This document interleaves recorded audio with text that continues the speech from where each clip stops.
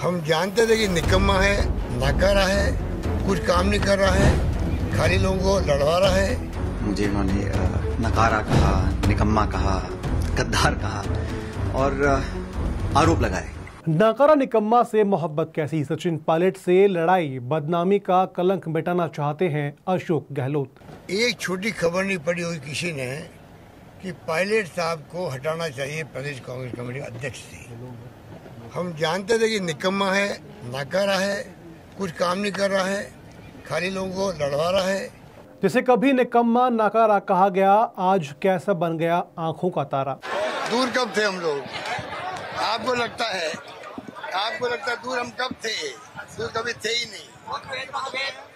प्रेम मोहब्बत हमेशा बनी रहती है, बनी रहेगी। राजस्थान की राजनीति कई सियासी तकरारों और अदावतों की कहानियों से भरी पड़ी है, लेकिन सार्वजनिक जीवन में कटुता और आपसी खींचतान की कहानी जो सचिन पायलट और अशोक गहलोत के बीच में बनी, ऐसे मिसाल और कहीं नहीं मिलती।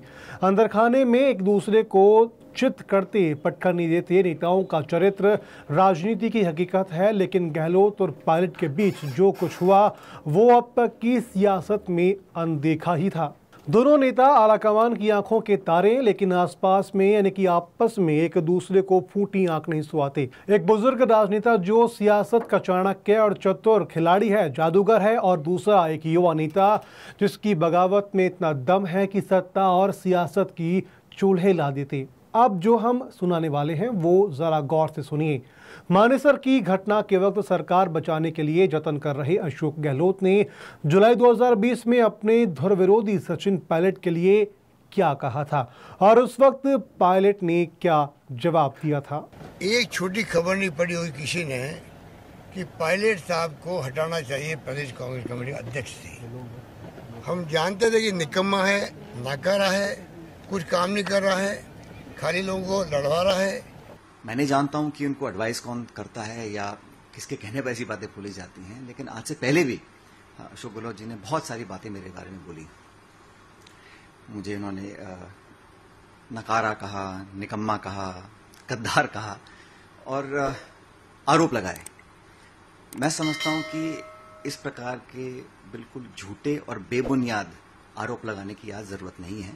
आज जरूरत इस बात की है कि हम कैसे कांग्रेस पार्टी को मजबूत करें। दरअसल गहलोत मानेसर में सचिन पायलट के कुछ विधायकों के साथ बैठ जाने पर गुस्से में थे। इतने गुस्से में कि जब तक जो नहीं कहा वो कह गए, वो भी सार्वजनिक रूप से। गहलोत अपनी ही छवि के इतने विपरीत चले गए कि उन्हें बरसों से जानने वाले भी कई बार क्रॉस चेक करते रहे कि क्या वाकई अशोक गहलोत ने शब्द कहे। अब यही गहलोत ने यू टर्न इस रूप में लिया कि तल्ख बयानों वाले गहलोत ने मुंह से जब अब पायलट के लिए फूल झड़ने लगे हैं। पायलट भी मानो ऐसा अंदाज दिखा रहे हैं कि जख्म हरे मत कीजिए, मैंने वक्त का मरहम लगाना सीख लिया है। दूर कब थे हम लोग? आपको लगता है दूर हम कब थे? दूर कभी थे ही नहीं। प्रेम मोहब्बत हमेशा बनी रहती है, बनी रहेगी। तीन नेता उस वक्त इतने आवेश, आवेग और प्रबलता से बयानबाजी कर रहे थे कि मीडिया में भी मानो अब समझौते की गुंजाइश नहीं हो। लेकिन वक्त का फेर देखिए कि सरकार से बाहर होने के बाद दोनों के सुर कैसे बदल गए। जहां देखना पसंद नहीं था वहां मुलाकात हो रही है, गलबैयां की जा रही है और एक दूसरे की तारीफ के बयान सीधे तौर पर सामने आ रहे हैं और इतिहास पर पर्दा डाला जा रहा है। दिलचस्प बात यह है कि इतिहास पर पर्दा डालने का जतन करते नेता सारा ठीकरा उसी मीडिया पर फोड़ रहे हैं जिसकी लाइब्रेरियों में आज भी उन बयानों के वीडियो सहेज कर रखे गए हैं। ये सच है कि कांग्रेस के इन दो दिग्गजों की लड़ाई में कुछ प्यादे ऐसे फंस गए जिनकी जिंदगी न इधर की रही न उधर की। बादशाह वजीरों ने समझौते कर लिए और प्यादे से फैसलाकार बेवक्त बेमौत मारे गए। राजस्थान में गहलोत और पायलट की फिर बनती जोड़ी कांग्रेस के लिए तो मुफीद है, लेकिन कई प्यादों के लिए अपनी सियासी मौत पर आखिरी मुहर भी है।